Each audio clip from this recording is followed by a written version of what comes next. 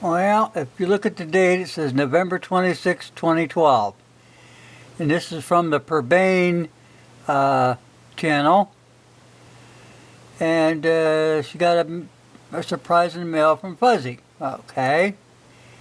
Alright, let's go.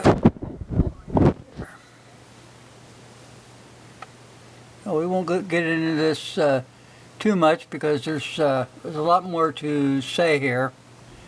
But I got a package. Look at that. I got a package from Fuzzy.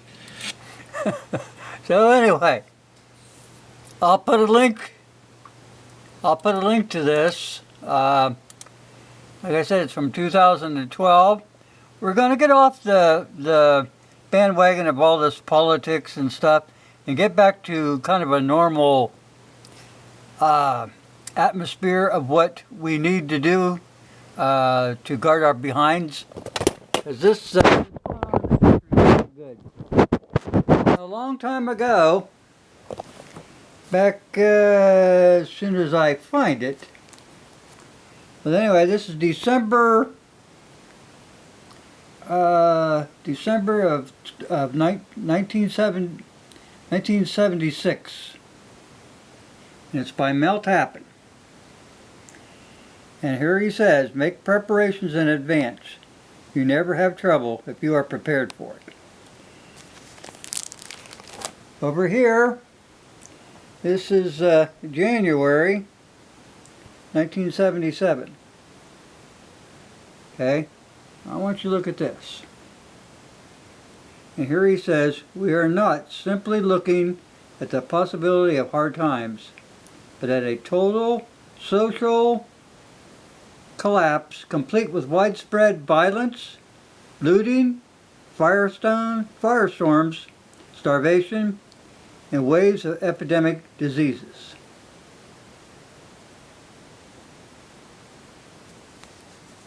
Then there's things like Will You Survive? There's scanners, there's different tools, shortwave radio, storable foods. That if you can remember the long lines for gas in '73 and the long lines in '77, you'll start preparing. A lot of people weren't around at that time. Let's see. That's more storable foods.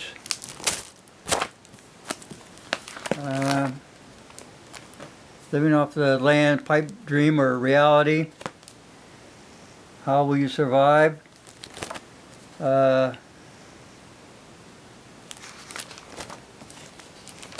see.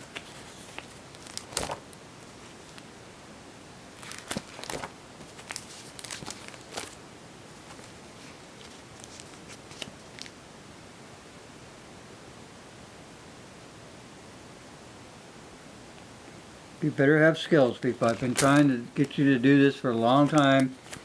Like books and magazine articles on practical subjects will be among your most practical assets with the exception of your own skills and mental preparation. Okay? Let's see. This I put out a long time ago. You don't want to get to that point. You don't want to get to this point. Okay, now here we go with the book. This book he put out in '75, I think. Let's see. Yeah, this was. I got this. Let's see. February 22nd, 1977. And everything that you could think of is in there, from reloading to whatever. But it was put up by Janus Press, Mel Tappan. Like I said, that's been a long time ago. Now let's get back here to something, because I'm gonna kind of bounce you around here just a little bit.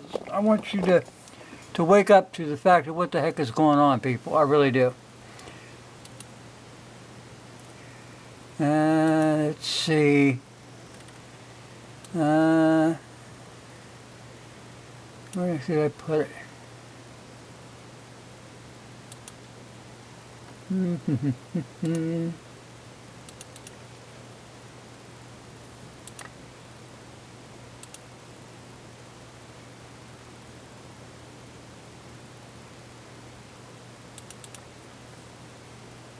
Okay.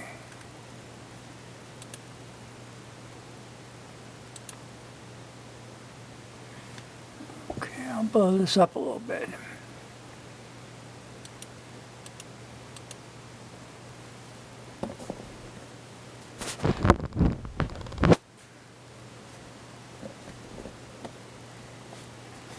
The part that I want to get to is, yeah,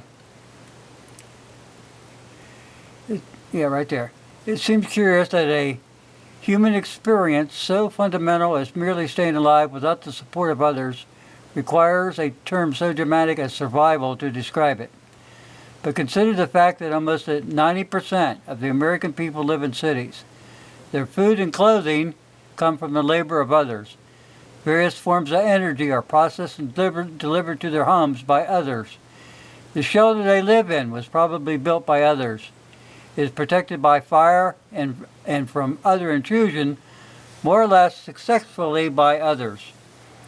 Because this common interdependence, which is the quantum of complex civilization, so completely pervades the urban life, we tend to lose sight on how vulnerable we really are, how unable we are through our own direct efforts to provide the core necessities which we require to support our own lives.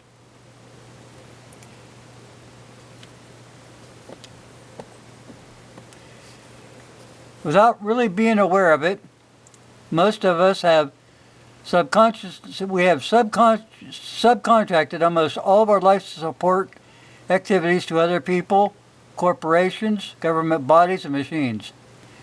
Not only does this circumstance contribute to the sense of frustration, which is symbolic of modern man, it is life-threatening should there be an interruption of these vital services. We only need to project ourselves into a natural disaster, a shipwreck, or a riot to realize how dependent we have become on an uninterrupted function of the social order to stay alive. So what would you do next week? Say from next Wednesday that there is no gasoline at the pumps, no food in the supermarket, no electric power or city water. The banks were all closed, and a surly mob had formed in the center of town, looting and burning out of frustration and fear. Could you and your families survive, even for a few weeks where you are, without additional food or water, or perhaps with little or no police or fire protection? That's what I want you to think about. Like I said, because 90% of the American people live in cities. Their food and their clothing comes from the labors of others. Various forms of energy are processed and delivered to their homes by others. The shelter they lived in is probably built by others. It's protected by fire and maybe from intrusion more or less successfully by others.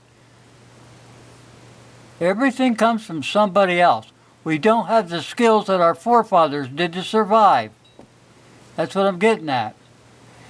When your food and your clothing comes from the labor of others and you don't know how to provide for that, where in the hell are you going to be if we do have a civil uprising, a nuclear war, or just some kind of disease? You've got to think about these things, people. Think about them. This is not playing games anymore, where it don't matter if you win or lose, you get to play the game the next day. It doesn't work like that. Like I said, it says, what would you do, say a week from next Wednesday? There was no gasoline at the pumps, no food in the supermarket, no electric power or city water. The banks were all closed, and a surly mob had formed in the center of town, looting and burning out of frustration and fear. Could you and your family survive even a few weeks where you are without additional food or water, or perhaps with little or no police or fire protection.